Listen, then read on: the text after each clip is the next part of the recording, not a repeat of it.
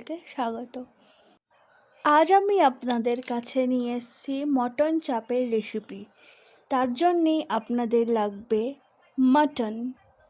আপনারা দোকানে গিয়ে বলবেন মাটন চাপ, তখন আপনাদেরকে সেইভাবে পিস করে কেটে দেবে।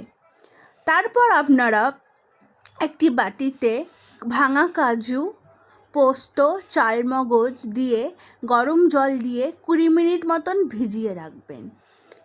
ভিজিয়ে রাখার পর একটা বড় সাইজের পেঁয়াজ, 1.5 ইঞ্চি আদা, 6-7 রসুনের কোয়া, 4টে কাঁচা লঙ্কা মিক্সিং জারে দিয়ে ভিজিয়ে রাখা ওই চালমগজ, কাজু বাদাম আর পোস্তটা মিক্সিং জারে দিয়ে ভালোভাবে পেস্ট করবেন। একটা বাটিতে টক দই, তারপরে যেই মশলাটা পেস্ট করে রাখা ছিল সেই পেস্টটা দেবেন।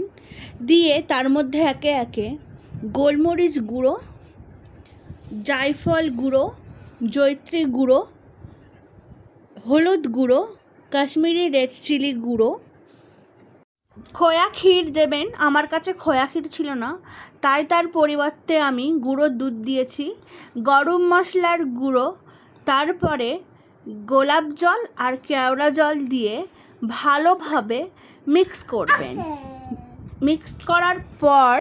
মিক্স করার পর তার মধ্যে মাটনের পিসগুলো অ্যাড করবেন। মাটনের পিসগুলো অ্যাড করে ভালোভাবে সেটাকে মাখাবেন।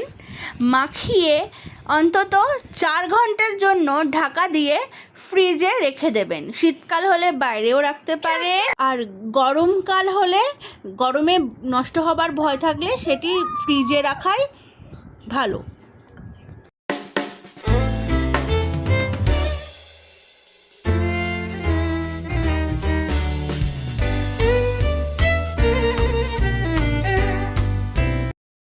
ফ্রিজ থেকে বার করে মাংসটাকে ভালোভাবে আর একটু নেড়ে নেবেন। ফ্রিজ থেকে বার করার পর সঙ্গে নিয়ে আপনারা কিন্তু রান্না করবেন না। মাংসটিকে অন্তত 45 মিনিট নর্মাল টেম্পারেচারে রেখে দেবেন। তারপর একটি ছড়ানো বড় পাত্রেতে কিছুটা সাদা তেল আর ঘি দিয়ে মাংসর পিসগুলোকে দিয়ে দেবেন। তার সাথে যে এক্সট্রা মশলাটা আছে সেই এক্সট্রা মশলাটাকে দিয়ে ঢাকা দিয়ে দেবেন। 10 মিনিট পর ঢাকাটা তুলে ভালোভাবে মাটনের পিসগুলোকে নাড়িয়ে দেবেন, মানে পাল্টে দেবেন। তারপর আবার ঢাকা দিয়ে দেবেন। মাঝে মধ্যেই এই ঢাকা খুলে খুলে মাটনের পিসগুলো কিন্তু উল্টে পাল্টে দেওয়া দরকার, না হলে কাজু বাদাম বাটা আছে সেটি কড়াইতে লেগে যেতে পারে। এরকমভাবেই আপনারা পুরো রান্নাটা মিডিয়াম টু লো হিটে 45 মিনিটের মতন মাংসটাকে উল্টে পাল্টে দেবেন।